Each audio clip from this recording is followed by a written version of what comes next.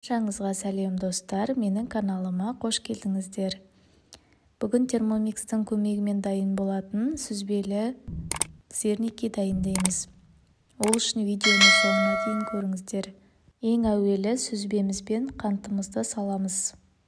Үстіне ұнымызды саламыз. Барлық керек мөлшерлерін астына жазып қалдырып кетемін. Бір жұмыртқамызды және тұзымызды, қамыр қопсытқышымызды, ванильный сахарымызды саламыз. Қақпағын жауып 45 минут скорость 3-ке қоямыз. Біздің қамырымыз дайын болды. Енді видеодағыдай сопақша етіп қамырымызды осылай бөліктерге бөліп аламыз. Дөңгелек етіп форма шығарып аламыз. Осындай әдемі етіп дөңгелектеп жасап аламыз барлығын. Біздің сырникеміз дайын болды. Енді табамызды дайындап,